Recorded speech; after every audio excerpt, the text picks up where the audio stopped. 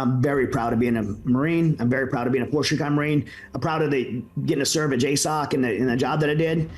But as proud as I am of that, we can never, ever, and I will never allow myself again to be tied in the identity of a job like that. Because what you do, you have no control over it. Anything could happen. You could you get diagnosed with PTSD. You can get injured. You can die. You can just lose your job. Somebody cannot like you and you lose your job. At some point, you're not going to do that job anymore. And when you do, if your identity is tied to that, it will crush you. And it did to me. Our identity has to be tied to something bigger and deeper.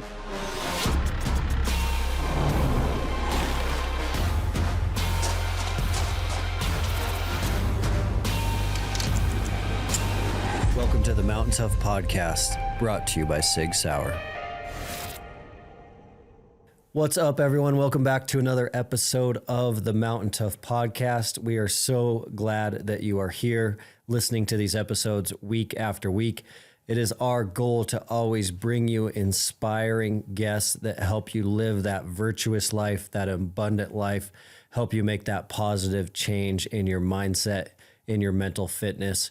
If you are a first-time listener or if you've been listening for a while, it does mean a ton to us to leave a review in the podcast store of your choice. Ranking or leaving a review on the show does help get these episodes out to more people. So with the algorithm, rankings and reviews allow these episodes to get out to more people so that more folks can listen and more positive change can happen. And they mean a ton to us at the Mountain Tough team. Going on at Mountain Tough right now in the lab, there's a tremendous amount of exciting things. We have a lot of folks diving into those new programs that were kicked out in the app at the beginning of the year. But I did certainly want to let you guys know about Western Hunt Expo in Salt Lake City. I think it kicks off on February 14th. It's a Thursday, Friday, Saturday, Sunday show. And the Mountain Tough crew will be down there. Most of our team is going to be at Western Hunt at the Hunt Expo. So if you're heading down, if you're going to be there, come by and see us. We would love to see you.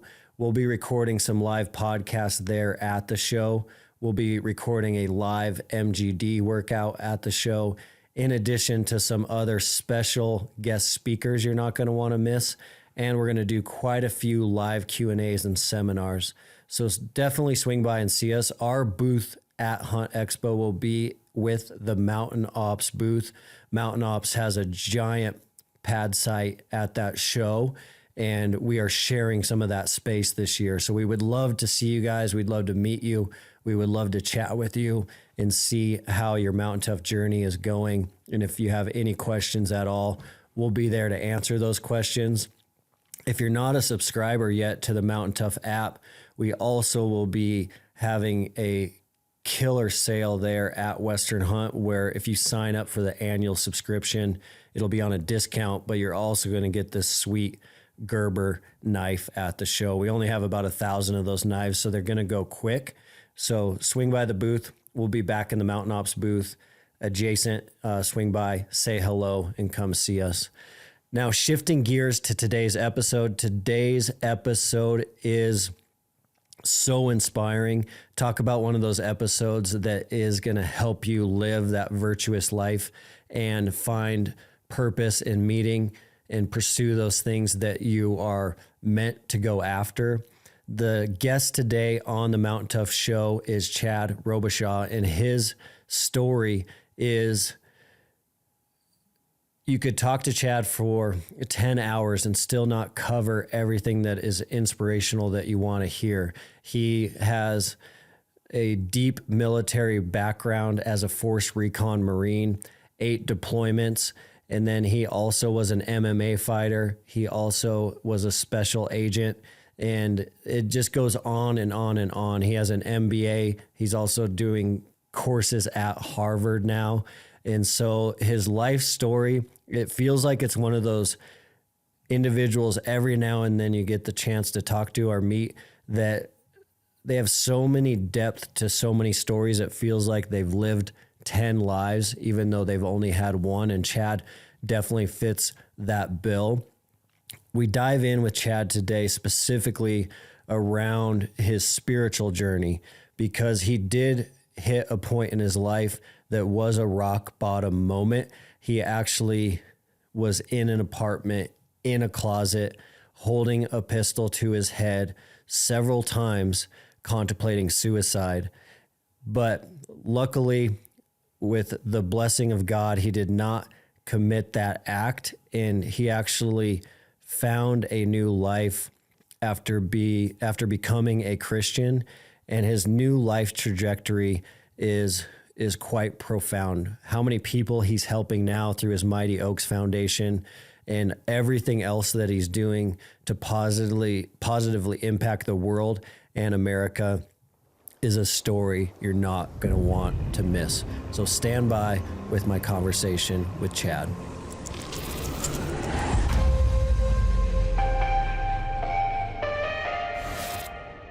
You're one of those guys that have lived like 16 lives in one life, it seems like. It feels like it sometimes. Starting over. I don't know if you know I'm starting over. I got a brand new. I have 3 adult children, 28, 25, 24, and 3 granddaughters, 1 granddaughter in a way. And so my wife and I were empty nesters for like 6 years, and then grandchildren started. We had always prayed for another baby. But then when grandchildren came, we were like, I guess this is the phase. And then we have a 1-year-old we adopted as an infant. No way. So we started all over. So, so brand new baby at home. And, so we're talking about like 16 lives. I'm like, got another one starting over again right now. Make it 17. Like we had a niece that got pregnant, and she just was not in a position. And we encouraged her to have the baby, and so if she had the baby, if she needed any help, and then when she had the baby, she called us and said, "Hey, the offer still stand," and we stepped in and adopted her, and we thought we were gonna be a blessing to her, but it's the other way around. That's total amazing. Yeah. I didn't even know I had a hole in my heart that needed filled, and I even tell my kids now, my adult kids, I'm like, man, like I loved you guys, but I never loved you guys near as much as I love some. Like it's just a different maybe at my age, 48 years old, just a whole different perspective, and I'm just like, she just totally like captured my heart, and this is amazing. Man, talk about a lifestyle change, going from empty nesting back to a 1-year-old. That's wild. Especially like my lifestyle is like so fast paced and so busy. And so having the freedom of, not only when you empty nest for 6 years, but then, go before the empty nesting, like your kids, I have some pretty independent, responsible kids so as teenagers, I was engaged with them more in a like father and coaching friendship level, but never like hovering parent. I never had to do that. So, so it's a pretty long time that I wasn't dealing with children. But like when my kids were young, I was brand new Force Recon Marine, and a lot of training, a lot of deployments, and 8 deployments. So even when I wasn't deploying, I was like doing a lot of stuff training wise. So I was gone a lot. And my focus was, definitely very split, and probably even more, if I'm being honest, like more leaning towards career than fatherhood. And so it's a second chance to do that over. So, recognizing that and just embracing that. And, but my life's so fast paced now. It's like I'm 48 and retired. I'm like super busy. I got all kinds of things going all the time.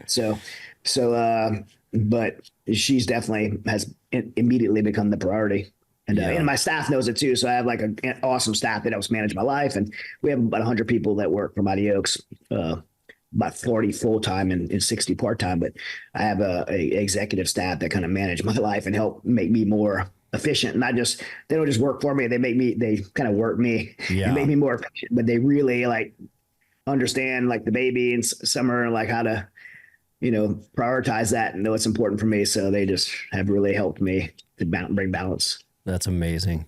I definitely wanted to chat about Mighty Oaks as well. We have a friend here that recently has gone, and he talks about it all the time. He went to the ranch in Texas, and cool. Yeah. So I really wanted to kind of hear that founding story. How'd you come up with Mighty Oaks, and how'd you get that off the ground? Where'd that inspiration come from? Well, it came from me. I mean, Mighty Oaks didn't start in a boardroom with like, hey, let's start a veterans charity. It was people helped me. And on the other side of that, me feeling a deep burden of my heart to pay that forward, even if the one person. And, now, 12 years later, it's, hundreds of thousands of people. And so I think to tell you that story, like I really have to go to the origins of, I came home from my 8th and last deployment and was dealing with anxiety, depression, panic attacks, PTSD, diagnosed with PTSD, and went a 3-year downward spiral. And that ended with me, being alone in an apartment, making a decision whether I wanted to live or die, and making an attempt to take my life. And just some amazing people came around me and led me forward. And of all the things that took place in a restoration process, nothing was probably more significant than the restoration by faith and becoming a Christian and being introduced to a relationship with Jesus. And on the other side of that decision to become a Christian was about a year of discipleship and learning how to, align my life with the life I believe I was created to live and be the man that I was created to be. And there was some very intentional decision-making that went into that. And so on the other side of that process, like I found this clarity that, man, I wasn't the only one dealing with this. Like other people were dealing with this too. In some cases, much worse than me, right? I attempted to take my life. People were taking their life at a rate of, who knows what the number is? We'll say 17 and 22 and 50. There's reports say 50. It's one a day is too many, but people were actually taking their life, and people were getting divorced at the rate of 80%. Like other people were dealing with the same thing I did, but I felt like I had found the cure. Like, if you found the cure to cancer, you wouldn't keep that to yourself. You have to share it. So I just felt like this burden that God put on my heart to share what I had discovered with others. And that's how Mighty Oaks started. It was just simply, I fell down, someone lifted me up. I want to do that for someone else. I got the opportunity to do that. Taught that guy, discipled that guy how to do it as well. That guy did it for the next guy, and just paying that forward.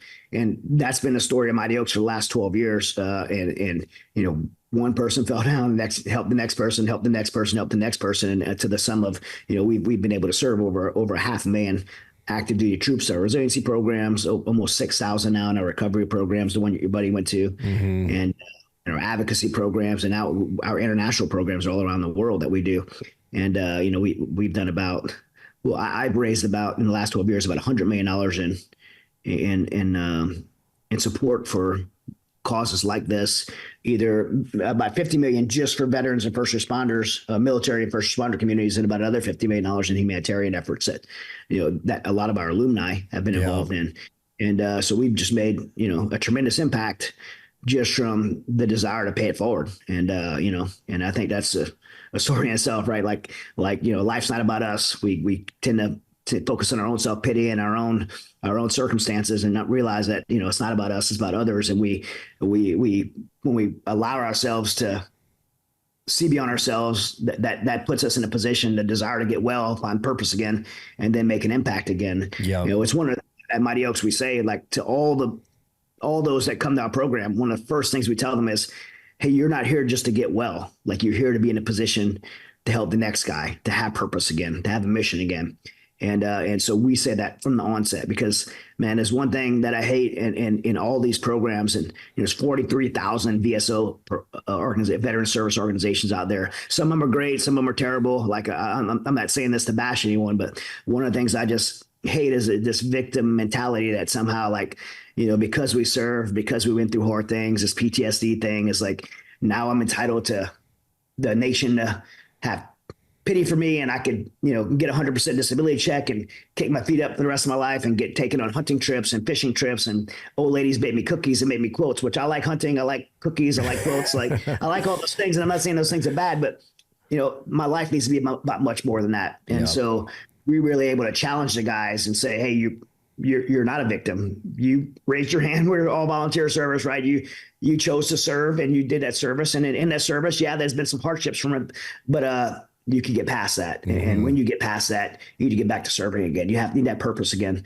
and to help guys and guys and girls reignite purpose and do important things again. Yeah. And that's what, for me, like, what Mighty Oaks is about. It's not just, if you look at Isaiah 61, it's about, it talks about that Isaiah 61, where the Mighty Oaks verse came from. The Mighty Oaks name came from that verse.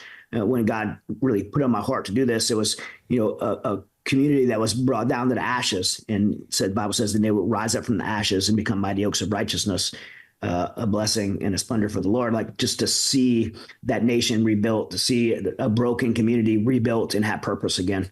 Wow. And that's what we for the veteran and first responder communities. So did you become a Christian yourself right at the time, right around that time of the suicide attempt? I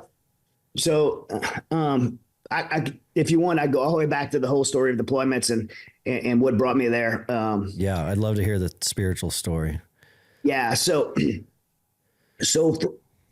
I grew up, I have 84 years of military service in my family. So I grew up in southern Louisiana. My family served World War II, Korea, Vietnam. My father was the first Marine in our family, served as infantryman in Vietnam. I was a Marine, and then both my sons were Marines. Actually, I have one son. Both of us served in Afghanistan, so we both had the same campaign that we were part of. Crazy. I did 8 deployments. He did a deployment in Afghanistan, but one of my sons is still serving in the Marines now. But my father came back from Vietnam and did not get the help, right? That Vietnam veterans did not get the help and care that we're able to give today. And so he grew up he had just a very dysfunctional life, and he very, very violent, very physically abusive, lots of alcohol, women. And so I grew up in that kind of dysfunctional home, and I had a brother who's a year older than me. We both took like a lot of physical abuse from my father. I don't mean spanking to the belt, like fist to face physical abuse. And so we were probably when we were kids, Southern Louisiana, like growing up, mud between your toes, like in the swamps and woods and playing. We always had this desire to be in the military, and we kind of thought like, man, the military would be a place that we could escape, that lifestyle. And if you grow up in a dysfunctional home like that, the siblings, you get really close. And so my brother, being a year older than me, we were so close in age. We were really, really close. And when we were like, I was 13, he was 14. We saw this video of this Navy SEAL coming out of the water. He had like space painted green, like a uni hat, Twin 80 scuba tanks, and the old M16 rifle, like seaweed hanging off of him. I'm like, I want to do that. Yeah. Like, that's what I want to do, but I don't want to join the Navy. There was something about, like, as broken as my dad was, and as horrible of a man he was at that time in his life, like the one thing that always made my dad happy, and the one thing that made him proud, was the fact that he was a United States Marine. And I was like, man, if it can make that guy happy, like, there was something about being a Marine that like appealed to me. And I learned about, I'm like 13 years old, and I learned about Recon Marines and Force Recon Marines in Vietnam, the 3rd Recon Battalion and 3rd Force Recon Battalion in Vietnam, and a 3rd Force Recon Company in Vietnam. And I started reading about them, reading books, and was just totally infatuated with becoming a Recon Marine. My brother was too. And so we were 13 and 14, we started running, we started swimming. I was a lifelong athlete through martial arts. So running, swimming, and preparing at that young age. And about a year into that, we had tragedy. My brother was shot and killed. Man. So devastating to me. He was the closest person to me in my life at that time. Just in your hometown? Yeah. We have a broken family. So it's his other side of his family. Stepbrother was 11 years old. They got in an argument. The kid had a 20 gauge shotgun. My brother had a fire poker. I don't know if it was intentional or went off, but it was point blank range in the chest, and he died instantly. Crazy.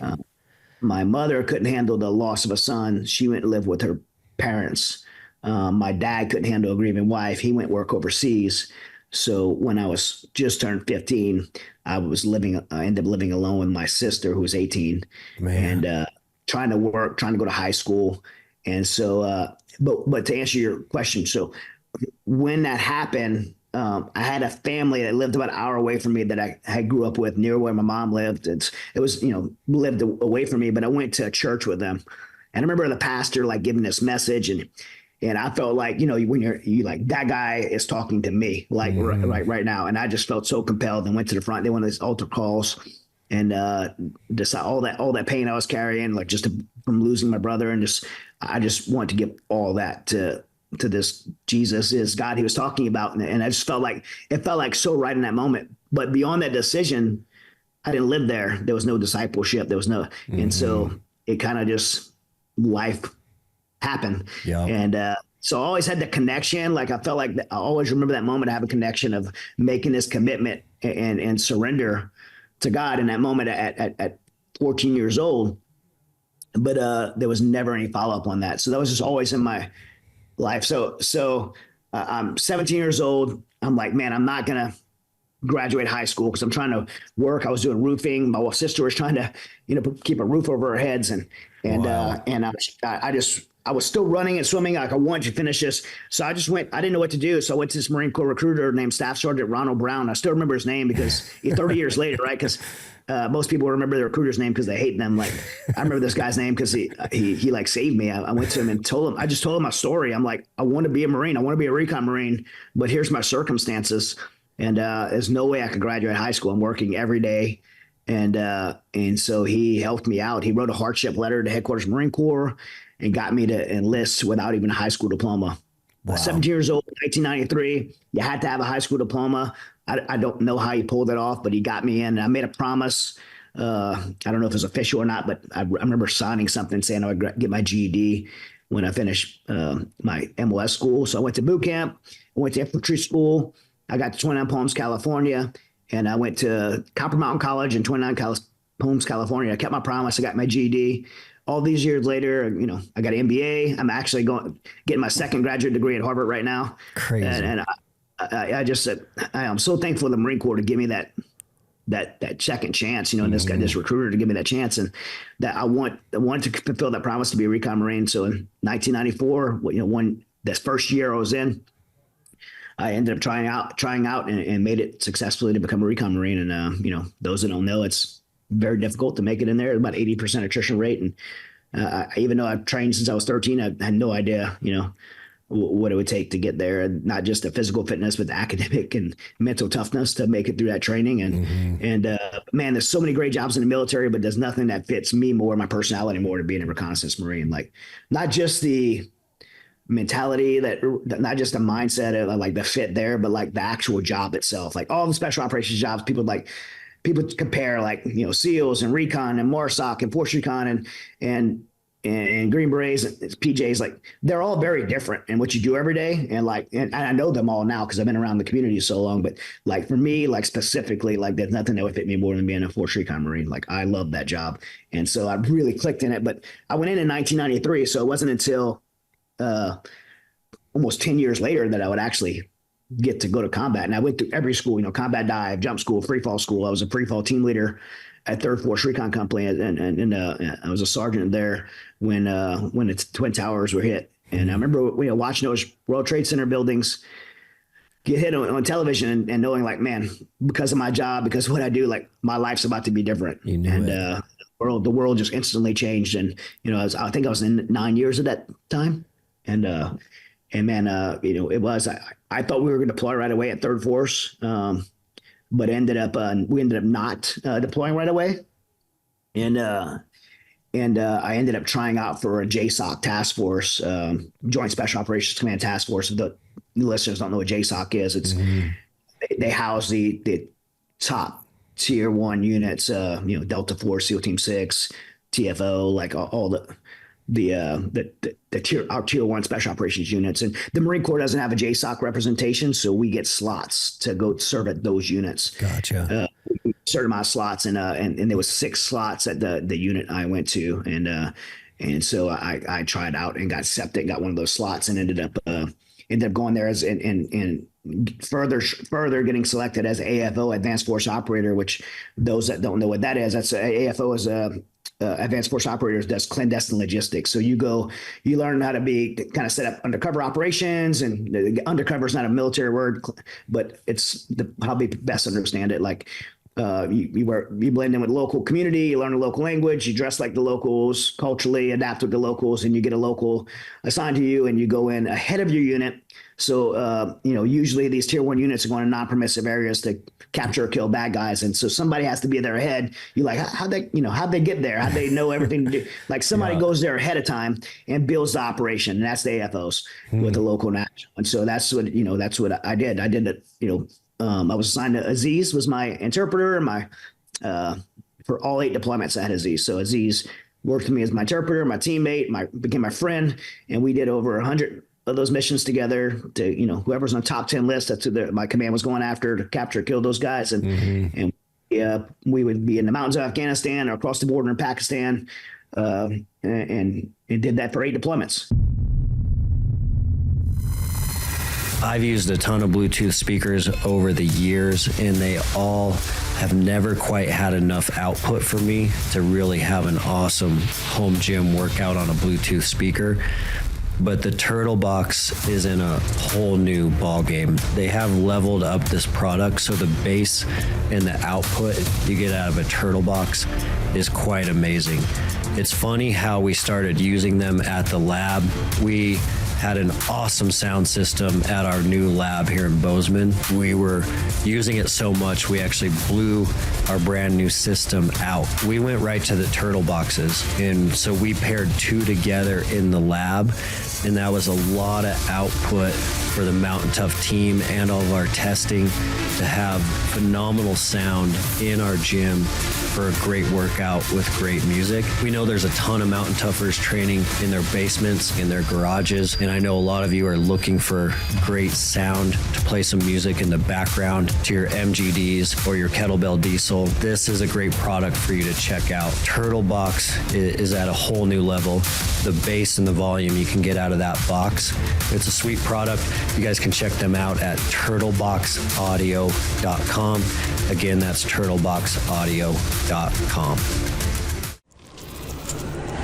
You've been listening to the Mountain Tough Podcast. Obviously, I experienced a lot those deployments, but I remember like getting there the first time and landing. I landed at Bagram Air Force Base in the middle of the night, and so you have these moments in your life where you it's almost like they're like really defining moments in your life, and that was for me. Like I remember, like I had worked all this time to get to that moment, to train, to be there, to be selected to be there. And I didn't fly there with the unit because of my job. I was flying there to meet my unit. Mm-hmm. So I flew there by myself, and I was waiting to meet with someone. And while I was waiting on the tarmac in the middle, it's super dark outside, and it's 2003. So it's like very like the Bagram Air Force Base is just very primitive. Yeah. So I walked to the edge of the tarmac, and there's like these HESCO barriers, which is earth-filled barriers. On top of them, there's this concertina wire. And I remember going there just having that moment, like, this is real. Like, I'm actually, all these years, I'm really in combat. This is really happening. Like, you have these time where you just build up in your mind, something's going to happen, and then it arrives. That's what it was for me. And I'm like, on the other side of these HESCO barriers and this concealed wire, like, there's the enemy, the Taliban. And over the next few months, I'm going to try to kill them, and they're going to try to kill me. That's like what really is about to happen. And, am I ready to, like, you ask yourself, like, am I ready to do this? So, like, this is really happening.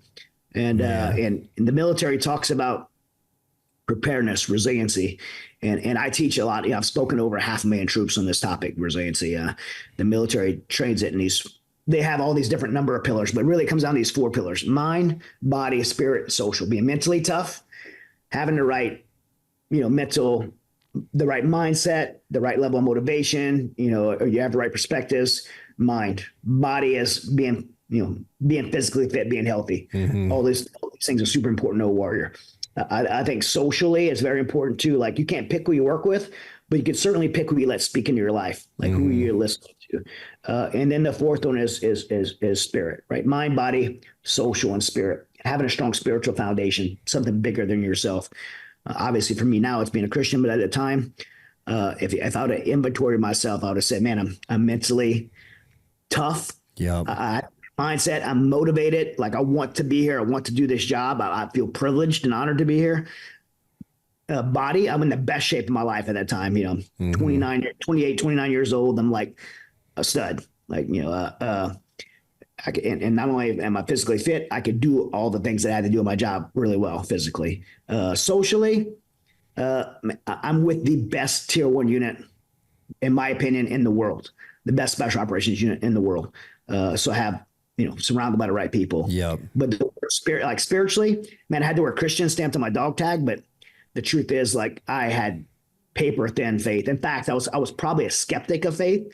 And at that time in my life, like, I remember my wife being a really strong Christian. She always has been. And just thinking, like, she'd be like, I'm praying for you out there. I'm like, this place is evil. Like, I don't know what you're praying for, but God's not here. Like, just that mentality and also thinking, like, faith is something that I could do when I get older. But right now, like in my life at this moment in combat, like I need to be a warrior, and I don't need to be a person of faith, because I believed, misappropriately believed, that people of faith, men of faith, were weak. Like I believe that they were like, Mr. Rogers, like a bunch of sissies. I might go to church and drag my family there on a Sunday, but I'm not going to join the softball team with those nerds. Like that was my mentality. Yeah. And so like I believe that being a warrior and being a person of faith couldn't coexist. And I'll tell you, like, for all your listeners, like there's no bigger lie spiritually in the world, and especially in American culture right now, than that, to believe that people of faith are weak. And it's a deliberate deception that most, especially a lot of young men, believe and choose not to be people of faith because they want to be masculine and more there. And I'll tell you, like, firsthand, and I wish I would have knew this, there is no one more masculine, more strong, more tough on the battlefields of combat or of life than men of faith. I did not know that, and I wish I would have knew that. Because I didn't know that, I chose to deliberately put faith out of my life. And if I look back at my life at that time, and you look at these 4 pillars, again, I had all 3 of them checked: mind, body, social. But the weak one was the spiritual one. And I always, when I speak to the troops, I always talk about like this 4-legged stool. Like if you had a 4-legged stool, and each leg's represented mind, body, spirit, social, and that stool was standing upright, but one of those legs were weak. As soon as you sat down in it and put weight on it, it's coming down. Whichever was weak would break, right? And you would fall down on your butt. And for me, that weak one, that chink in my armor, that weak leg was my spiritual pillar. And as soon as I put the weight of life and especially of combat on that stool, that spiritual pillar broke, and I came falling down. 8 deployments, 15 burying 15 friends. We get into some of it if you want. Gunfights and compromises in our operation, vehicle bombs being driven in my house. I was abducted by a foreign intelligence agency while I was in another country by myself, and I wouldn't say arrested. Probably is not the word. Detained alone, and some very bad stuff happened to me, and I started having these physiological effects that I didn't want to really address, and they got worse. So it really started with me being just angry and out of control. I could come back to super intense and frustrated and be in Afghanistan, and now I'm back at home, and my wife and kids were like so happy to see me, but within like a few hours of being home, I'm like yelling at them, slamming doors, breaking things, punching holes in the wall, like just act total lunatic over nothing. Just so amped up all the time, and I justified it, be like, I got to be this way. Like I need to be violent, I need to be intense. Like you guys don't get it, you don't understand, or everybody's an idiot. And I just respond. I remember my poor daughter, like coming home from her birthday, and she's like wanting dad to be home from her birthday. And I don't know if you have a daughter, but I do. So I didn't even know such thing as a half birthday until I had a daughter. Like birthdays are apparently very important. Yeah. And so me being home for her birthday party was like such a big deal that she even moved her date. And celebrating on a date was important to her, but she moved it for me. And she's very opinionated, and she didn't like the icing on her cake. Something super simple. And I flipped out, and I grabbed a handful of my little girl's birthday cake, picked up her cake, and threw it against the wall and destroyed my little girl's birthday. And I remember like in those moments being like, knowing that I was out of control, but if I admit it or apologize, it was like an admission. It was like I'd be like admitting that I was wrong. So instead of like admitting that I was wrong, I would just like, but you guys are idiots. Like, and I would just double down and dig in and realize I was so out of control. So I just started like distancing myself from my family, volunteering for training and deployments, and somebody needed to come back 10 days early. I'm like, I'll go early, like, and not getting well. And then then it got worse. I started having these physiological symptoms. My arms would go numb, my face would go numb. I feel like my throat was swelling shut. I couldn't breathe. Sometimes I felt like I had what's called disassociation, where you feel like your mind is separate from your body, almost seeing things like a video game and a little delayed. Obviously in combat, that's not a good scenario to be in. Crazy. And so it was and I didn't want to say anything to the guys I worked with, because I'm like, man, if these guys knew what I was dealing with, they would think I was weak, because that's what I thought. That's what I would have thought of them. And so I just figured I'd just push it down and it would just get better. And I would get past it and grind it out, but it just got worse. And then we had to compromise. And after that, I got rolled up by that foreign intelligence agency, and we had that we had at one time we had 12 of our Afghan teammates that were captured, and 2 Americans and 10 Afghans were captured and killed. And those guys worked for me. And you might, some of you people might think, some of the people listening might think, oh, they're Afghans, not the same as Americans. Like these guys were like my friends. Like I lived in their homes. I played soccer with their kids. Their wives cooked me dinner. Like I love these guys. Like I lived for 3 years. I lived in these guys' homes. Like I would have died for them. They would have died for me. I do believe they did die for me. Like when that happened and we lost those guys, like, man, if I was hanging on by a thread, that thread was broken in that moment. And I kept trying to still continue to operate. I remember getting pulled back, getting briefed into compromise. We chose to operate anyway.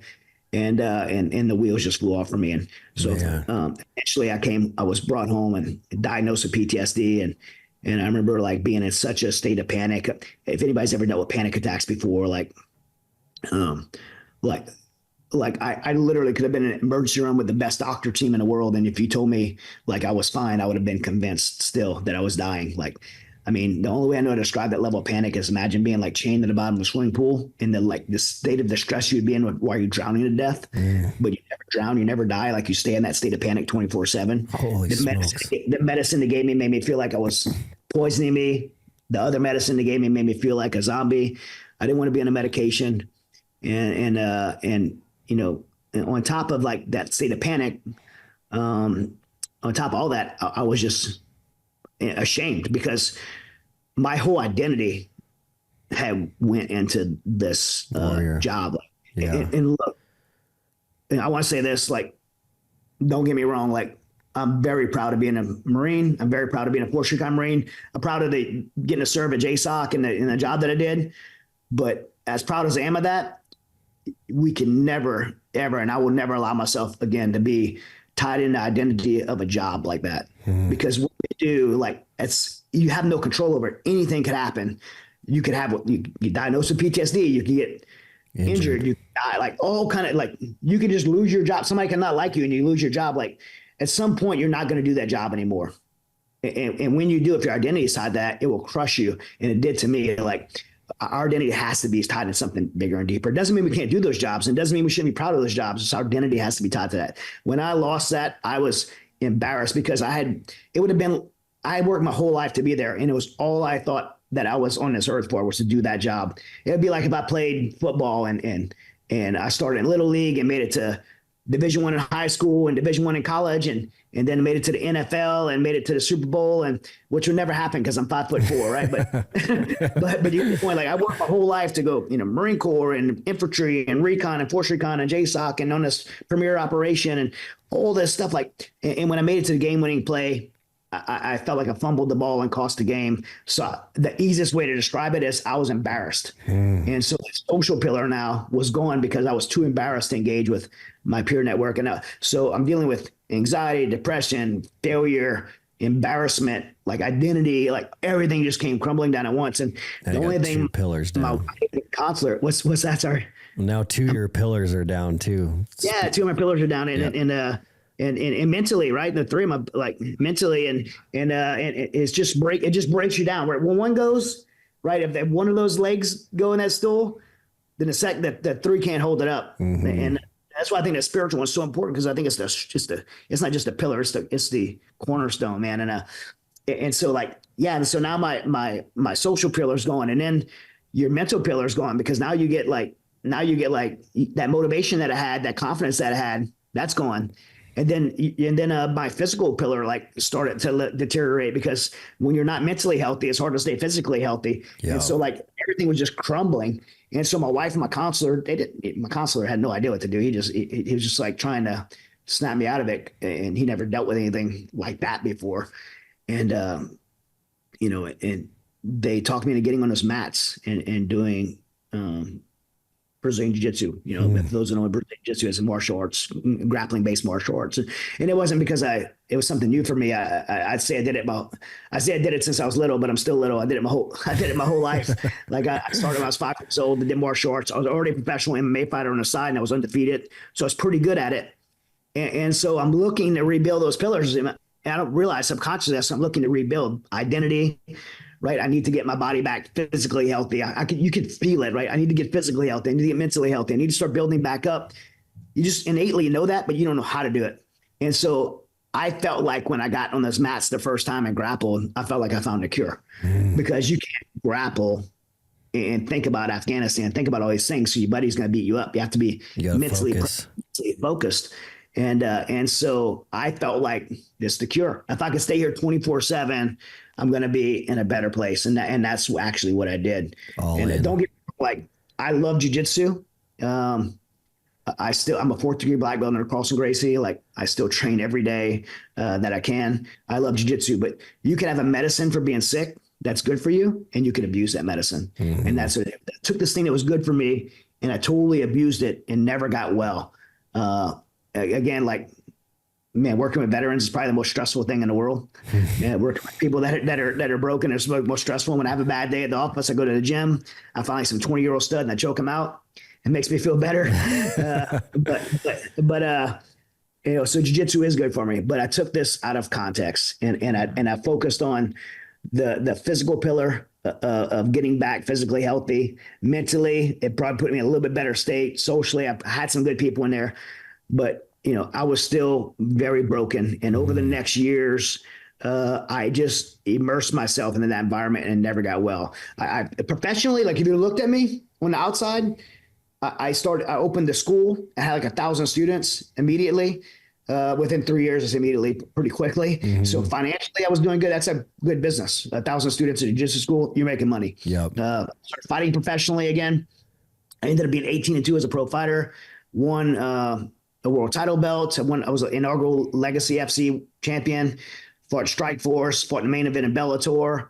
Out of 18 wins, I had 17 submissions. So like I was, as a jiu-jitsu guy, I was crushing it. Ranked number 6 in the world, like as a bantamweight, and I think number 21 or 22 as number 6 as a flyweight, number 21 or 22 as a bantamweight. I can't remember exactly, but on the surface, it looked like I was successful. But below that fake facade of success, like my personal life was crashing. So I had this professional life, like in a trajectory, my personal life's crashing. At home, I'm still a tyrant to my family. I'm still dealing with panic attacks. I don't even know I'm functioning as an athlete because I can't sleep. And I won't take the medicine. The counseling's, I hated it. My marriage was falling apart. My wife tried, but she was just burnt out trying to deal with me being so difficult. And so we pretty much became separate in our own home and own lives. It didn't take long for me to engage in relationships with other women. I ended up in an affair. When my wife found out, we decided to, let's get divorced, we'll sell our home, filed for divorce. We moved into 2 separate 12-month leases on apartments, pretty committed to this separation. And I fought in a strike force during that separation. So like 3 months during that first separation, I was separate from my family, trained to fight in strike force. The UFC owned it.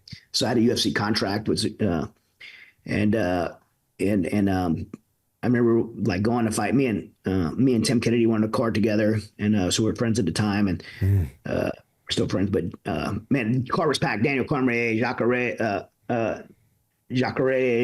Souza in the car. Like the car was packed, and it was a really cool event to be part of. And I was fighting this kid Humberto De Leon, and he was upcoming, and it was like a big. And for some reason, I chose to strike with him. And I'm a jiu-jitsu guy. He was a striker. And it's like a knockdown, drag out fight. Like every round, he punched me in the face. He knocked me down. Every round, I kicked him in the face, knocked him down. I knocked his mouthpiece out a couple of times. It was my only fight to go to decision.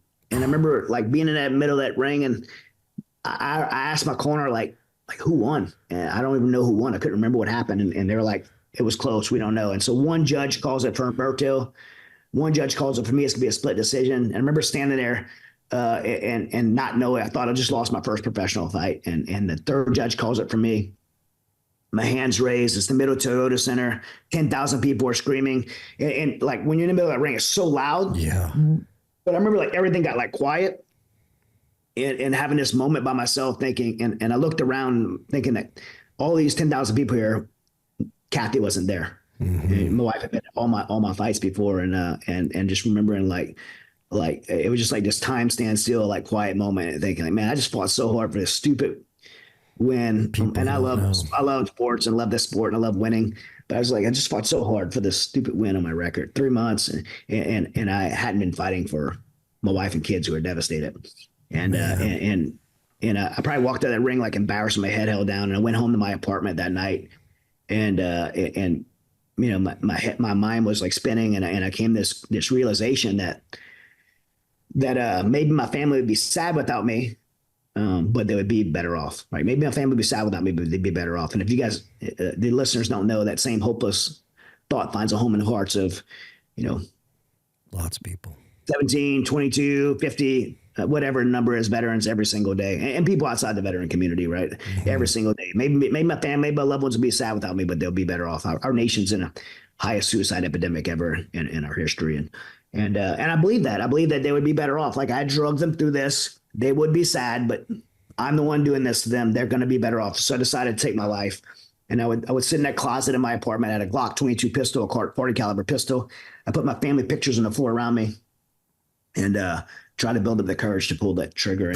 But every time I put that gun to my head, I believe it was divine, that I would almost vision what would happen. And I visioned my son finding me that way. And the reason why is because he was the only other person that had a key to my apartment besides me. Oh. So somebody's carried a gunshot. I'm not going to show up somewhere. Somebody's going to ask to see my apartment. He had the only key. Mm. And I just couldn't. That was enough to pump the brakes. But I was in such a dark place that I would be back there again trying to. And so there's one morning I was there in that apartment, and I had the pistol in my hand, and I heard a knock at the door. I wasn't going to answer it. But when I heard my wife, Kathy's voice announce herself, I panicked. I actually hid the gun under a blanket. And she would never came in my apartment. She would never came in a closet. But I was so ashamed of what I was doing. I hid that gun under a blanket. Oh. And then my next reaction, which you guys probably think is pretty twisted, but I was so mad that she interrupted me killing myself. That I was so mad that she was there that I like beelined to the door and opened the door and just totally berated her for like not coming out my apartment. And I was like, and she's not a very calm arguer, by the way, but she was like super calm in this moment. And she asked me a question that in that argument that probably saved my life, but it definitely changed my life forever. She's like, how could you do everything that you've done? She's like, we met when we were 17 and 18. So she saw me become a recon Marine. She saw me do all this training and deployments and workups and the crazy stuff we did in recon. And then for the fights, like losing 35 pounds of weight, to cut weight for fights, and training in camps while I'm hurt, injured. I can't, maybe 1 or 2 fights, and out of 20 professional fights that I got to fight uninjured, like all the stuff. She's like, how could you do all of that, have all that discipline, but when it comes to your family, you'll quit? And, there's no more soul cutting word to me than we call the quitter. Man. And it's right. I'd been successful in professional things, but it came to the most important things, including being a husband and father, I quit at. And so I made a decision at that moment to get back in the fight. But the one thing I knew is I couldn't do it alone, and I couldn't do it with the people I surrounded myself by. I'd surrounded myself by people that told me everything I wanted to hear and not what I needed to hear, and I needed some accountability. I didn't care about my wife's church. I didn't care about God. I just needed someone outside of my circle of the jiu-jitsu school, and everybody lifted me up as a black belt and a fighter. Like, I needed someone outside of that to hold me accountable, so to getting well. So I asked my wife, is there someone at this church you're going to, some man that can meet with me? And she called the church. And there was a man on call named Steve Toth, who was just a local business owner, happened to be on call. And he met me at a Starbucks coffee shop. And I remember I had a 5-paragraph order, like a military ops order of how I was going to fix my life. And it was super good. I was super proud of it. And I was really all I wanted to do looking back was I wanted to manipulate him, to show him that I was serious so he could tell my wife so I could clean it, start over again. Right. Let's just, and win her back. And when he looked at this plan, I slid it over to him. He didn't even read it. He slid it back over to me and told me I was going to fail. And I remember being like really offended because he didn't even look at this thing. I'll never forget what he said. He tapped on that paper and he said, if this plan doesn't have anything to do with your relationship with God, I'm not going to waste your time, and I'm not going to let you waste mine. And, I had tried everything at that point. I'd been the counseling, the medications, the VA, professional success, financial success, the accolades, trying to rebuild my identity. Like, some of those things are good, some of those things are bad, but none of those things changed my situation. And we have a saying at Mighty Oaks now from this moment, right? If what you're doing isn't working, then why not try something different? And what you're doing isn't working, why not try something different? Everything I tried didn't work. It was time for me to try something different. So to be honest with you, I recklessly didn't even know what it meant to surrender my life to Christ.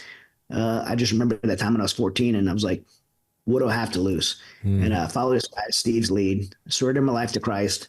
And beyond that decision, he discipled me for that entire year. And I'll kind of long answer to your question, but I'll kind of end with this.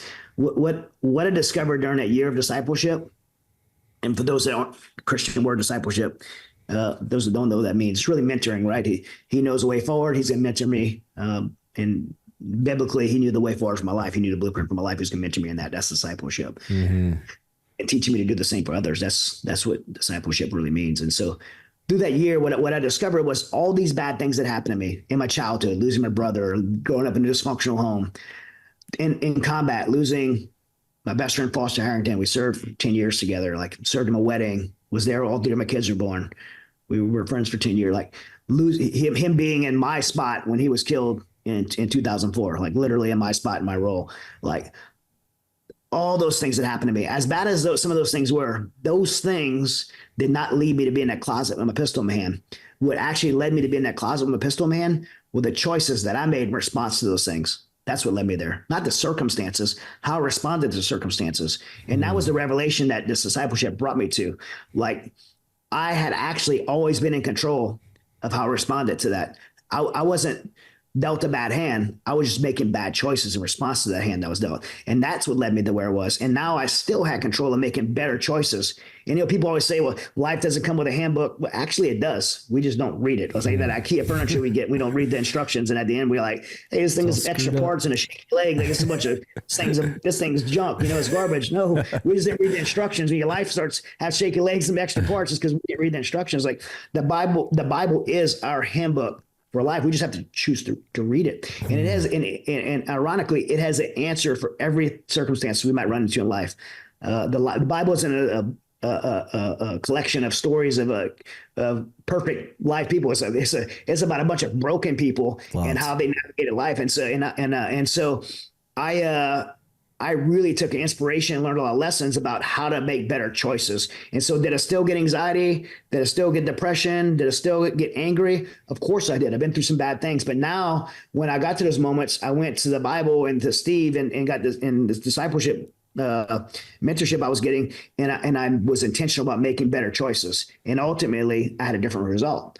And the result was restoration in my family. I've been married 28 years now. Wow.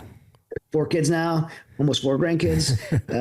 My 2 of my sons went to Bible college. 2 of my kids went to Bible college. 2 at the Marine Corps. They all, 2 work in ministry. One's a teacher. Like, I'm so proud of them, right? And where they are. But the restoration of my family, the restoration of my own brokenness, and being able to deal with anxiety, depression, and be able to overcome that in my life. I found hope again, probably for the first time ever in my life, to be honest with you. And ultimately, I found what we all crave, and that's purpose. And that purpose manifested in me for a deep burden to pay forward what I discovered, as I said when we first started. One of my favorite quotes is from Mark Twain.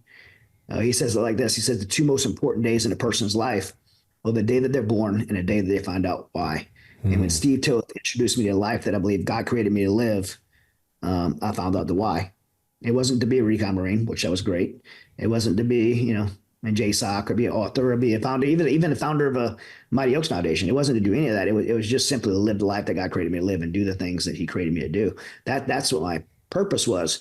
And so God has burdened my heart to do that and pay it forward. And that manifested in the founding of Mighty Oaks. And, over the last 12 years, we've, been able to pay that forward to over half a million others. And we're still doing it to this. That was a long answer, man. Holy smokes, Chad. That's an insane testimony. That's wild. Mountain Tough is the fitness app trusted by the dedicated. Mountain Tough ethos is backed by, we've always wanted to be the best in the world at helping our customers become more mentally tough. So inside the Mountain Tough app, you're not only going to find all of our physical training programs, but you're going to find additional training as well so that you can stay sharp physically, mentally, spiritually, and nutritionally. The Mountain Tough app also allows you to train no matter where you are, anytime, anywhere. Additionally, the Mountain Tough app is going to have programs from beginners all the way up to elite athletes, and all of our programming is structured in a way that you can start with no gear at body weight, and you can go all the way up to programming that is full gear. So you can do that in a robust home gym or your local gym. There's no excuse for you not to start today. With Mountain Tough, you can conquer your goals with ideal program for your lifestyle and schedule. Train with equipment or just your body weight on your phone, tablet, TV, or web browser. Most importantly, Mountain Tough will help you train your mindset so you are always ready for anything life throws your way. Mountain Tough is offering the Mountain Tough podcast listeners an incredible offer. 6 weeks free on the Mountain Tough app. All you need to do is use the code MTNPOD to redeem your 6 weeks of training. That'll be a 14-day free trial plus a whole additional 4 weeks of training. Just go to mountaintough.com and enter code MTNPOD for your 6 weeks free on the best-in-class physical and mental training app.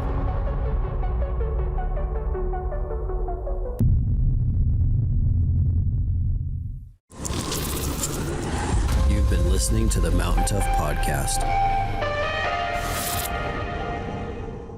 The first question I have is, what did it look like the first couple months as you're making this transition to actually build the trust back with your wife and your family? Chaos. I think people hear that story and they're like, it's like a fairy tale story, but that's not reality, right? And I'd be not only lying, but I'd be setting people up for failure that are in that same circumstances. It was very difficult because it was almost like the tables flipped. Like, my wife was going to church, and people say when my wife was going to this church, she would go like not just on Sundays, but like different days of the week. And she'd go, and every time I stand in a pulpit, I kind of look to the left wall because they said she would go stand against this wall in a church, and she would pray for me, and she would collapse crying, praying, and she'd pray like, God, let me see. Of course, I asked her, what were you praying in this moment? God, let me see Chad the way you see Chad. Let me love Chad the way you love Chad. Let me forgive Chad the way you forgave Chad. So that's just she's praying for me when I was like totally being a total degenerate, betraying my family, running around with women. That's what she was praying for me.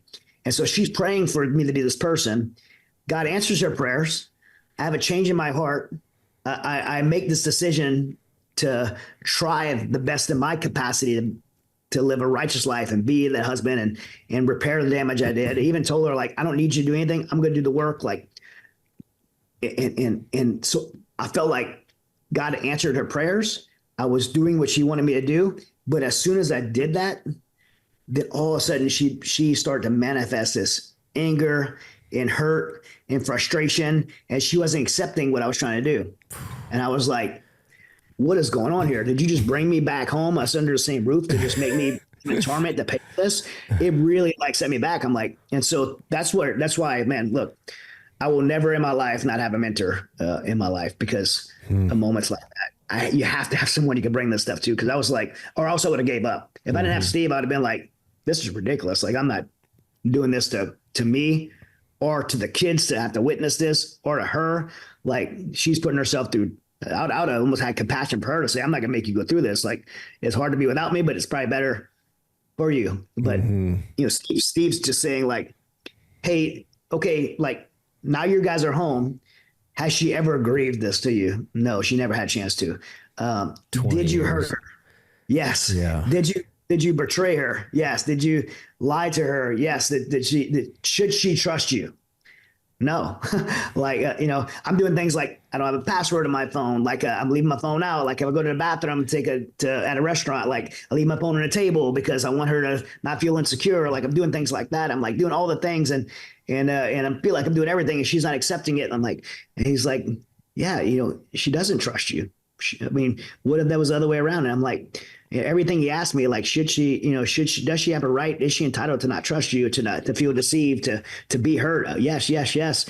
He's like, well, you have to make a decision, or you gonna allow her to do that, or you gonna allow her to do that. And so I had to make a deliberate decision that I was gonna allow my wife to hurt and be able to express that hurt as long as it took her to do it. And that sounds like super easy as you talk about it, but it's very difficult in real life because when I came home, sometimes I didn't know if I was pulling the driveway and I'd stop. I remember stopping and just saying, God, I don't know if I'm walking into a house to a woman who's thankful that we're home, that we're thankful we're still fighting for our marriage, that's going to be kind to me, or I'm walking into some crazy woman that's going to try to stab me with a kitchen knife. I don't know what I'm walking into, but I decided in advance that however she responded, how I was going to behave in advance. I made a decision before I walked in that door that if she threw something back in my face, that if she attacked me, she accused me, I had already decided how I was going to respond, so I didn't respond out of emotion. Wow. And I responded in like, you have a right to feel that way. You have a right not to trust me. It's okay. Like, I know you're hurt. It's going to be okay. We're going to be okay. Like, and there was times that I would actually start praying for her, and I put my hand on praying for her. She didn't want me to touch her. And she didn't want me to be in the same room with her because she was so disgusted. So I go outside the room of the door of the, I go outside the door of the room she was in. I'd pray over my wife from the other side of that door. Like, and that is hard when they feel like so rejected when you're trying so hard. But over time,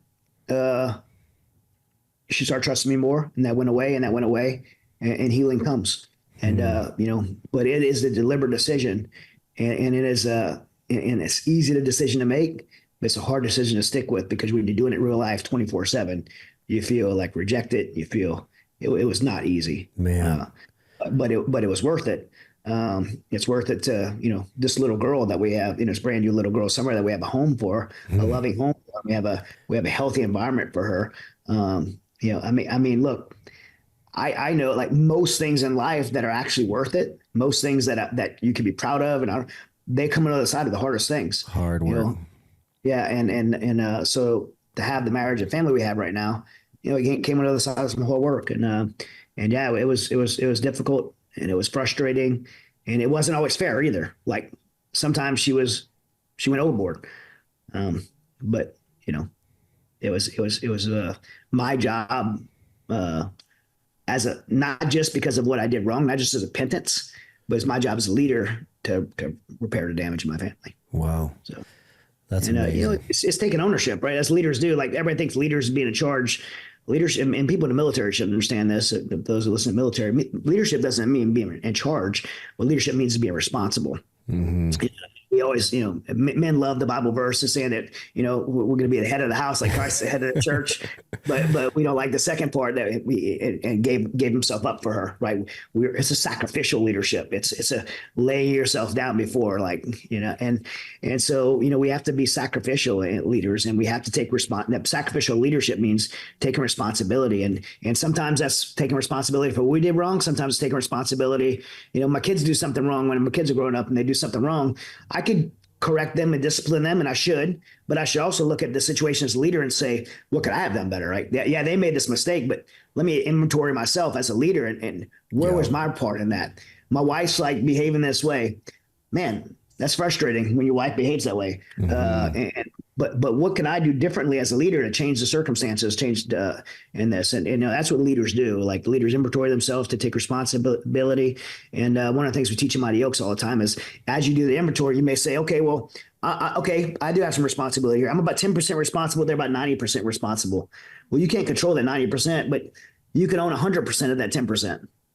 Right. For sure. And that's all you have control of. And if you own 100% at 10%, well, maybe they'll see that. They'll take leadership. They'll take note of your leadership, and they'll work on their part. Yeah. But leaders go first. Leaders always go first. There's a lot of freedom in that too, because you're just controlling what you can control and not worrying about the other factors. Yeah, for sure. Yeah, you can't. We tend to want to control everything, but we have more control of everyone else than ourselves. Yeah. So what does it look like for someone going to MTNTOUGH? What does like that first week look like? Yeah. So So Mighty Oaks is 4 things, and I think you're talking about the recovery program. Our resiliency program is going to bases around the world, or I go to base around the world. We have other people on our team that go to police departments and fire departments, and we do resiliency training. And that's really helping people understand those 4 pillars that I talked about, mind, body, spirit, social. We're really getting into the spiritual pillar, especially in the military, because our chaplaincy can't really do that the way that we can through personal testimony.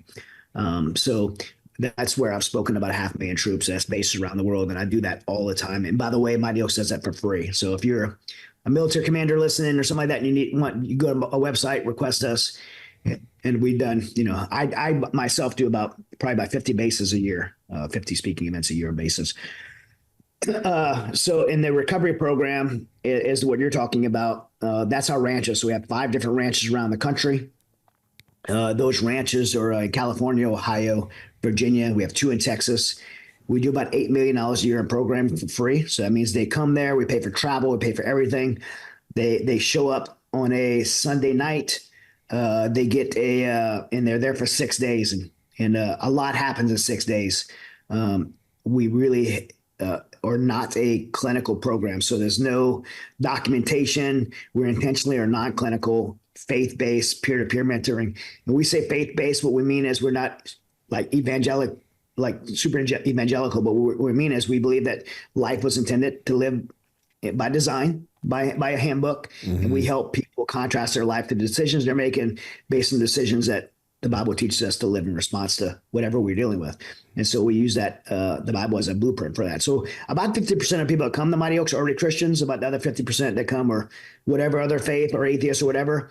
And a lot of them leave finding a relationship with Christ there because they're like, wow, this is the way. This obviously I was the problem, right? And this way is a lot better way to live. But that's what they're going to get introduced to the weeks. So the program's set up where we have a program manager that runs the program, usually a very senior military experienced guy. In California, for example, is retired Marine Corps Colonel Bill Coate runs that program there, along with a retired Marine Corps Major Jamie Warner and a SEAL, retired SEAL Senior Chief Luis Rivera. They run that program on the West Coast. And then under them will be one guy that's either ACBC or BC or AACC biblical counselor and a combat veteran. Not that they have to be a combat veteran to be that, but we want them to be that unicorn person that has that combat veteran experience and they're a certified biblical counselor. So they're over the biblical counseling of the whole thing. They're more there for the team leaders because our team leaders are alumni who went through our program, got discipled to lead. So these team leaders run groups. And these groups are all first-time guys that come to the program, and they're put in a group with this team leader that's alumni who's discipled to lead a program. And they have classes, and all our classes are based on like everyday living, character, discipline, margin, like how to manage your time. You might think, what's managing your time have to do with, man, if you're trying to fit 26 hours in a 24-hour day, it's not going to work, right? So it's like all these different life things and how to make daily decisions based on biblical principles, the things you deal with every day. And they go through these classes, give them a personal testimony, and they go back with their teams, and their team leader leads them through exercise to understand how to better calibrate their lives and making better decisions. And then they help them build a plan of how to do that. When they finish and leave on Saturday, they leave with a plan, but also a network and a team through our aftercare system, how to have the support to maintain that plan. And then depending on where they live, they can be plugged in our aftercare system ongoing. Man. And so that's what happens. And from that, a lot of guys sign up for our leadership program to come back and be team leaders or to be aftercare managers in their community, ambassadors from Mighty Oaks or other programs, or we train them to do something they might want to do from their community outside of Mighty Oaks. We help them. We've set up several people to start other nonprofits and things like that. And then so that's the recovery program. And then we call it a legacy program. The third thing we do is advocacy. President Trump had appointed me to be a chairman of the White House's faith-based coalition for veteran affairs. And we work on making sure that every active duty service member and military veteran has access to faith-based care. Every administration, presidential administration seems to sign an executive order that goes one way or the other. Either they cut it or they add it. In 2018, I was in that position myself and some other people in the coalition was able to get President Trump to sign an executive order to bring that back. Man. I testify before Congress all the time on that front. And then a fourth thing we do is our international program. So we take our alumni, and different parts of our alumni get to go internationally. Maybe like we have a special operations veterans on alumni work on another organization we have to do humanitarian aid, rescue operations. So you got a guy that came to Mighty Oaks broken and now is doing, humanitarian rescue operations and finding purpose again.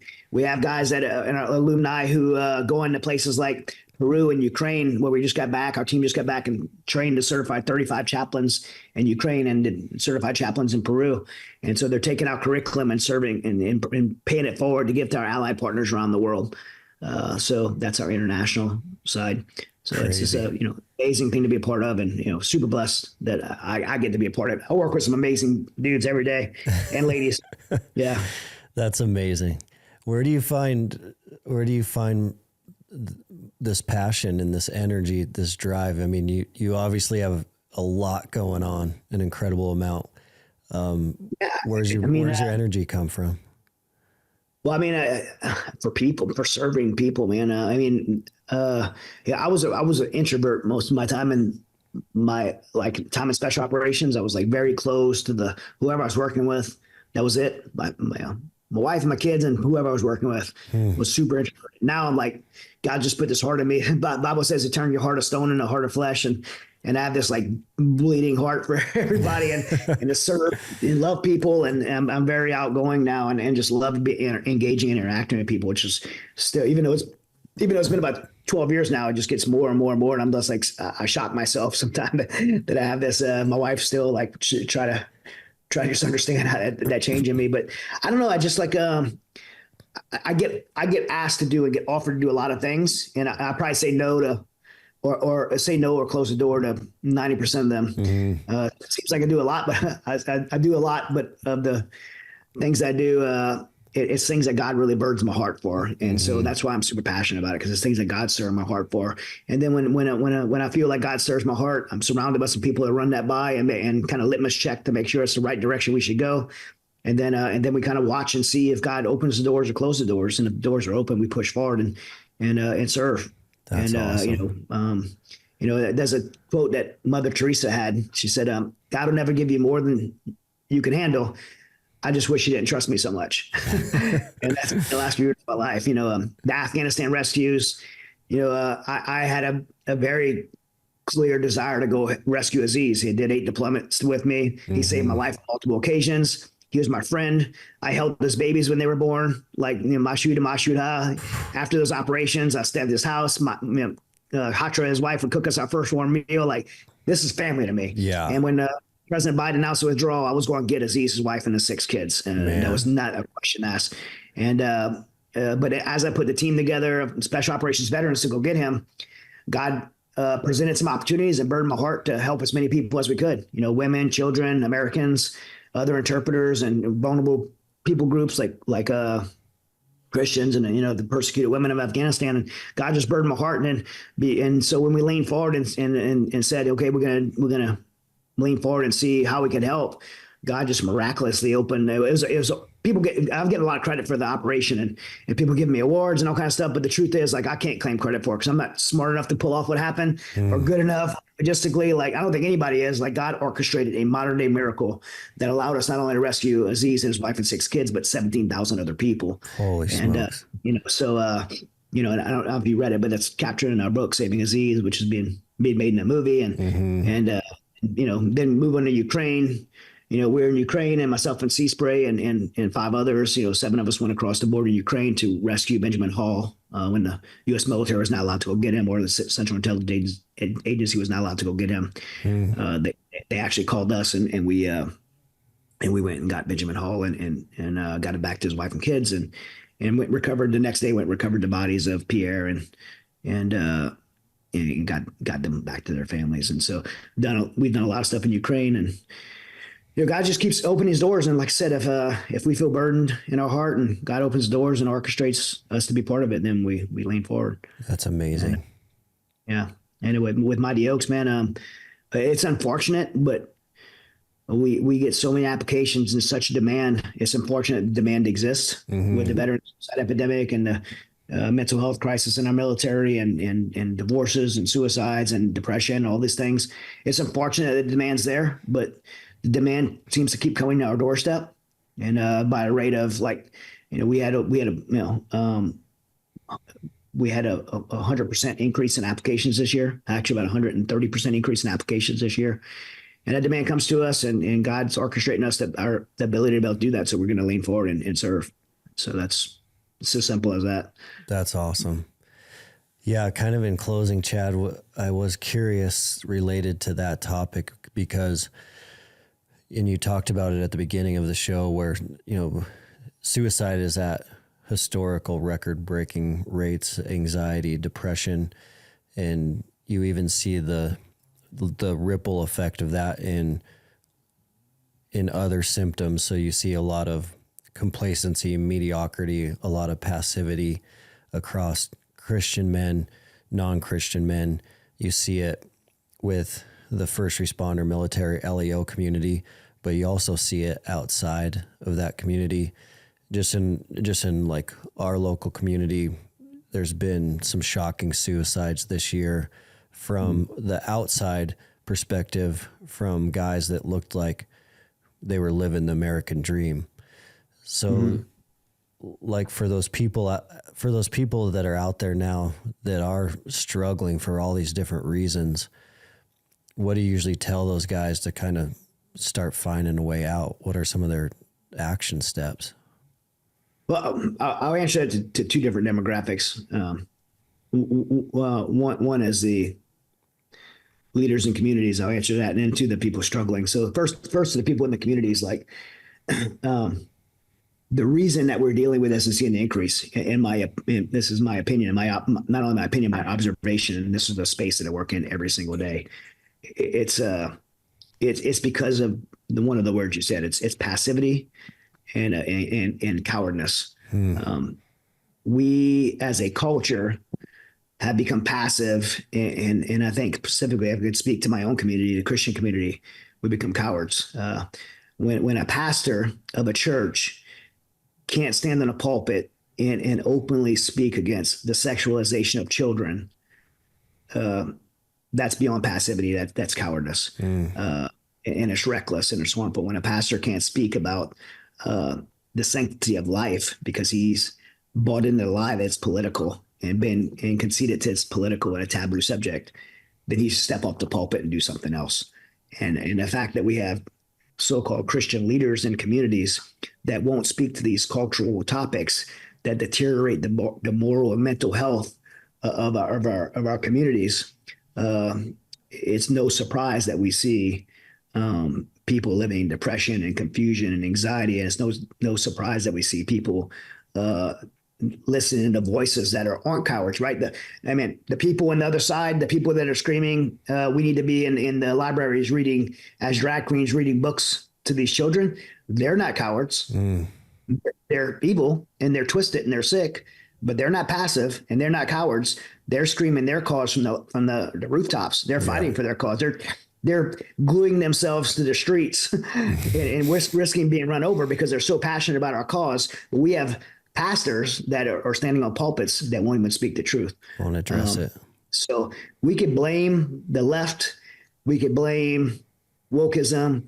We could blame evil people. We could blame Satan.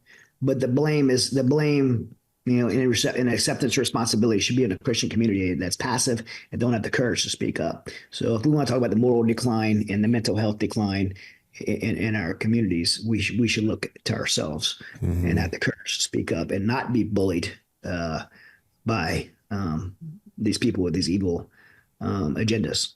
Yeah, that's one. And for those who have succumbed to that, and look, I have a point in my life too. I believed the lie that I was better off, my family was better off with me not being here. That's not true.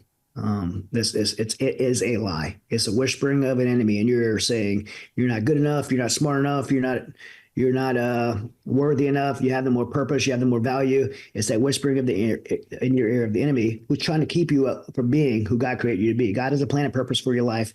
Jeremiah 29:11 says, "For I have a plan for you, declares the Lord. Plans to prosper you, not to harm you. Plans to give you hope in the future. That's a promise to God to those who step in a relationship with him. And for everyone, you're not exempt of that. Now that promise doesn't exempt you of hardship. It just says God has a promise and for you. And so the enemy knows that God has a plan and purpose for you. And if you step into it, you can be a world changer. If you step into God's plan and purpose for you, you're going to be a world changer and a kingdom builder. And the enemy knows that. So he's whispering in your ear that you're not good enough. And when you believe that, then you go into that you believe that lie, then you step into that place do you believe that I need to make a permanent decision to very temporary problems. And that's exactly what it is, a permanent decision to very temporary problems. The problems that will pass you, that season will pass you. And if you lean forward into that plan and purpose God has for you, you will do incredible things. I'm convinced of it. That's why God lets you have breath in your lungs, because he knows that you're capable of still being part of his plan. And you have to know that regardless of what whispering you hear in your ear, what you're hearing, that there is hope, there is purpose, there is a future. No matter how it feels right now, it's just not reality. There is hope, there is purpose, there is a future, as hopeless as it may feel. And connect with others, connect with the right people, look at those pillars, and be intentional about those pillars, right? If you're not where you need to be in the right mindset, do things to get yourself in the right mindset. If you're not physically healthy and you feel depressed because of your physical health, then get physically healthy. If you're not surrounded by the right people, man, maybe they'll come to you, but maybe you need to seek them out. Find a God-loving church and a Bible-believing church, get plugged in, find people that are like-minded to you and lock arms with them.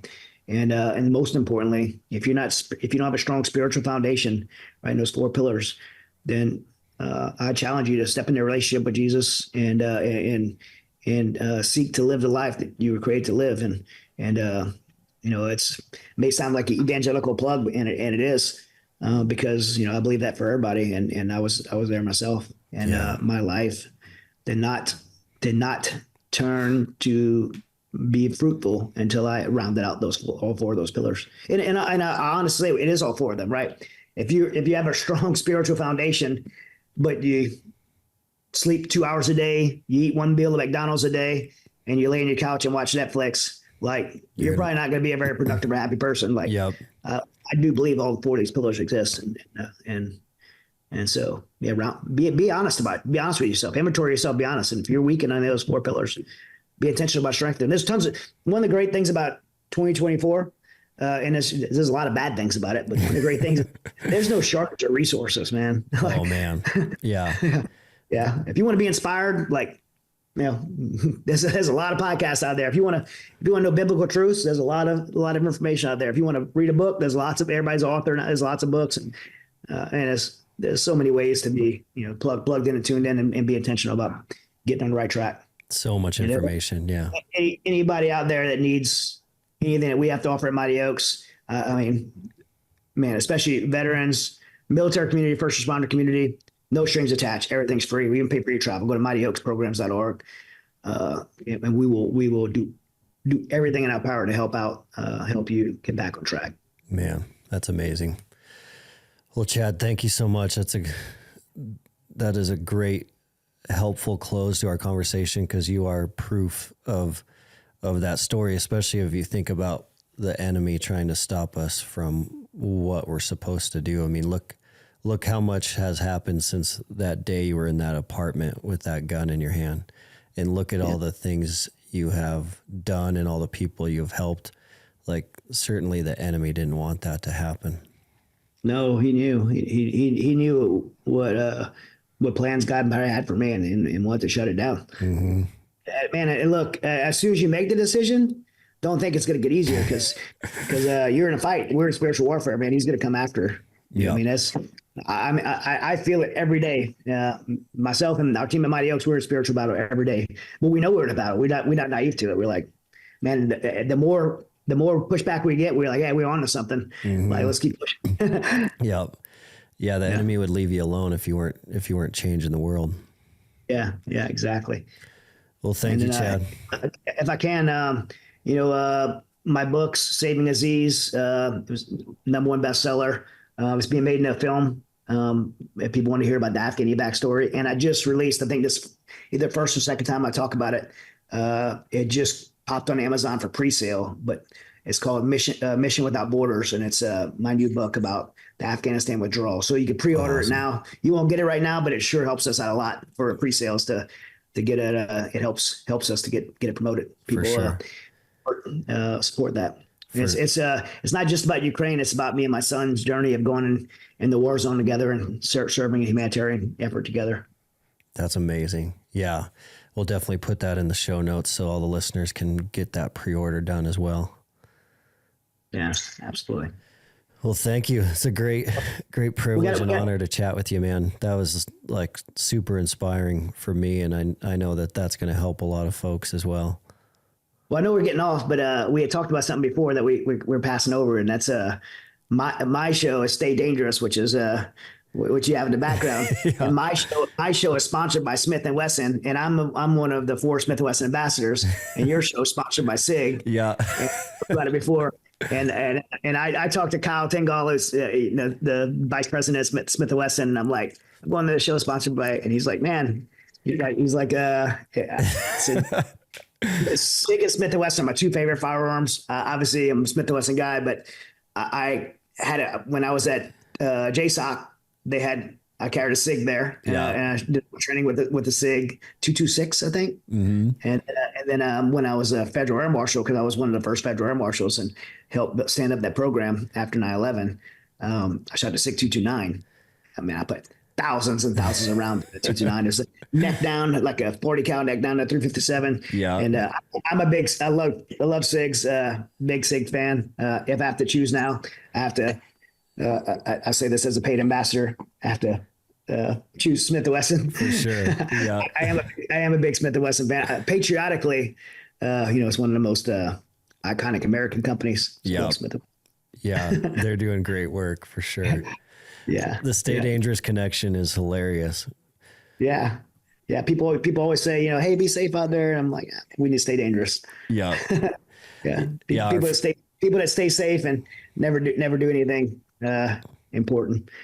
Gotta be a little dangerous. Well, and it's so connected to those 4 pillars too, because it's like you got to stay dangerous. You can't just be dangerous at one point in your life either. You got to stay dangerous for decades, but staying dangerous, you have to be fit mentally, physically, spiritually, and socially. To like staying dangerous is making an impact, and you can't do that without those pillars. That's right. Yeah. Yeah, that's right. Well, awesome, man. Well, let us know, how we can help you or if there's anything we can do for you. And I really appreciate it. Oh, man. Absolutely. Absolutely. Let's stay connected. Awesome. Well, thanks, Chad. Thank you, man. Plus.